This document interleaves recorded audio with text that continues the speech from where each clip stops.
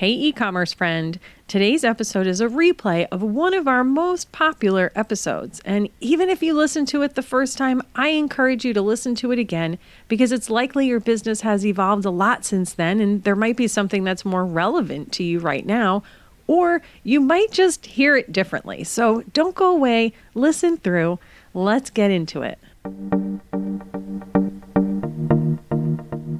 Welcome to the E-commerce Badassery Podcast, the place for scrappy entrepreneurs who want to learn actionable steps and strategies to grow the traffic, sales, and profit in your e-commerce business. I'm your host, Jessica Totillo-Coster, a 20-year retail veteran and former brick-and-mortar boutique owner who spent 3 years as the only employee of a 7-figure online store. That shit was crazy. I know exactly how it feels to do all the things, and I'm sharing everything I learned the hard way so you don't have to. I may have started this business by accident, but supporting badass bosses like you lights me the fuck up, and I am so stoked to see you grow. Are you ready, babe? Let's roll. Welcome back to the E-commerce Badassery Podcast. I'm your host, Jessica Totillo-Coster. We've been talking a lot about the holiday shopping season here on the podcast, and your days are likely consumed with planning and executing your holiday marketing campaign. But have you thought about how you're going to take advantage of the influx of traffic and customers that you're going to attract over the next few months? Whether it's brand new customers who have never shopped with you before, customers who have been dormant for a while, or even your diehard fans who shop with you all the time, I want to make sure you're capitalizing on this season, not just to make a bunch of money right now, but to start the new year off strong. So today we're going to talk through 10 things you can do to bring your Q4 customers back in the new year.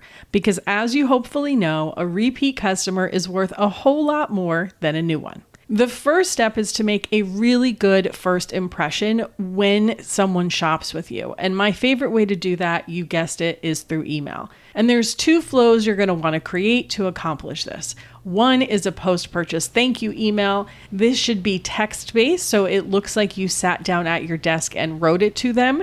Thank them for making their first purchase with you and let them know how much you appreciate their business. This one seems really simple, almost too simple. And truth be told, it's not necessarily going to be a revenue generator, but this quick automated step will instantly deepen the relationship you have with your new customers. Once you've got the personal thank you down, then it's time to make sure they have a really great experience with the product they just bought from you. And the way to do that is through a post-purchase education flow. The ultimate goal of this email is to give the customer everything they need to have a great experience with your product, or so they can articulate that to the gift recipient. I always like to ask myself, what do they need to know and understand to have a great experience with my product so they'll come back and leave a positive review? This is especially important if your product has a learning curve. But even if you think it doesn't, there is someone out there who needs a little bit more support. Seriously, even the simplest, most obvious thing to you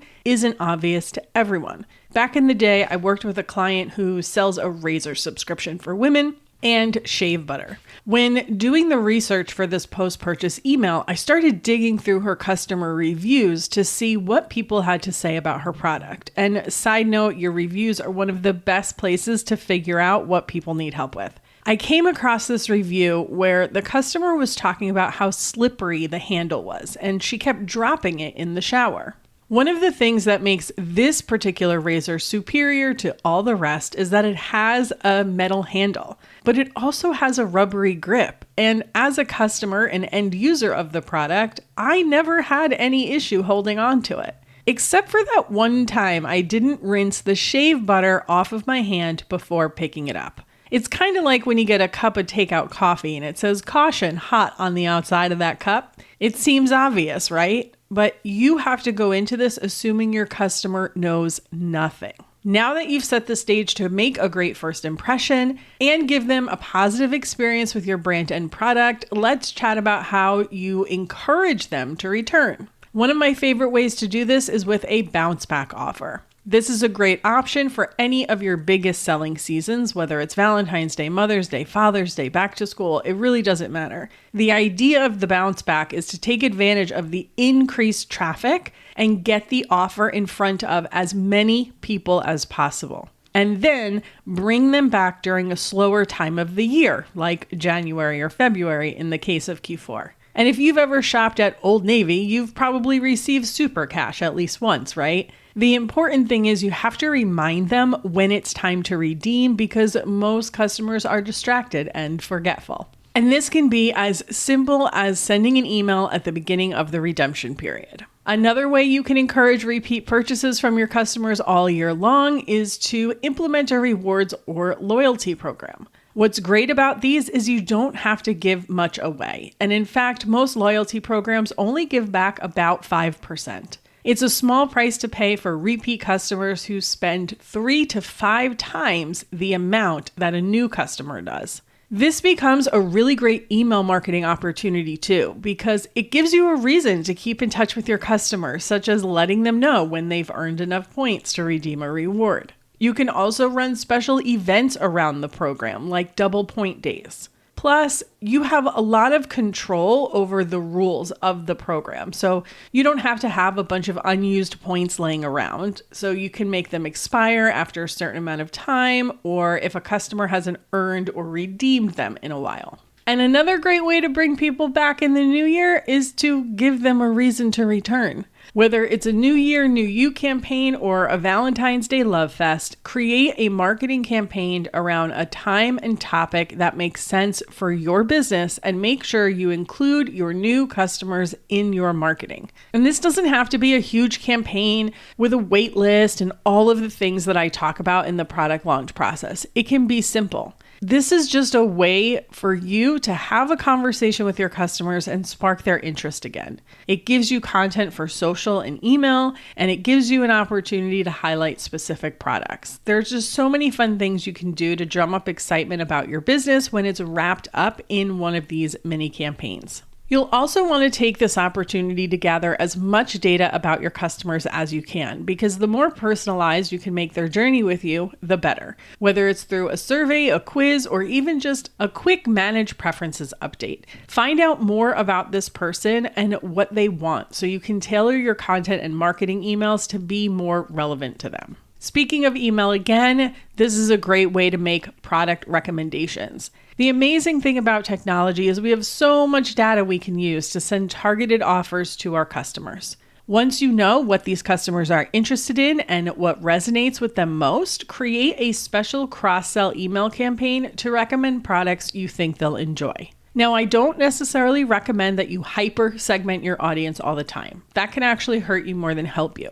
But if you have specific products you know would be a great fit for a particular group of customers, you can tailor the message to that specific group while keeping it more general for the rest of your list. If you're using ads in your business, you'll want to make sure this group gets added to any retargeting campaigns you might do, or just have your Facebook audiences updated. And even if you're not running ads at the time or at all, make sure you include this group the next time you have a new product launch, promotion, or even during the next heavy gifting season. The most important tip of all today is to just keep communicating with them. This seems obvious, but so many businesses are missing out on the power of email. And once you take them through that post-purchase journey, don't stop emailing them. And this is important at any time of the year, but especially after you get an influx of new customers during a busy shopping season like Q4.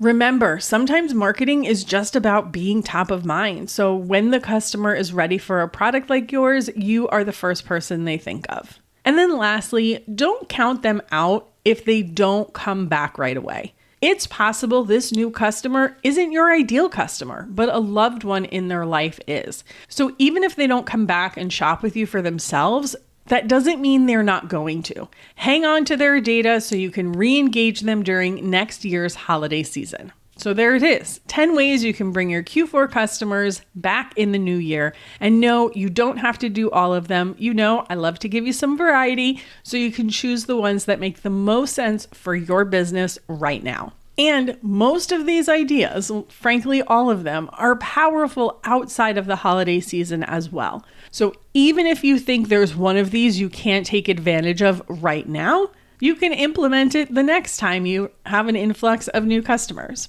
or just put it on your Q1 to-do list. And that, my friends, is a wrap on this week's episode. If you haven't already made your way through all of the helpful Q4 content we have here on the podcast, make sure you check out the Searchable podcast database at ecommercebadassery.com/database. It has all of the podcast episodes, and you can search them to find what you need help with. And of course, I'll have some helpful links in the show notes for you as well. Thanks so much for spending your time with me today, and I'll see you on the flip side.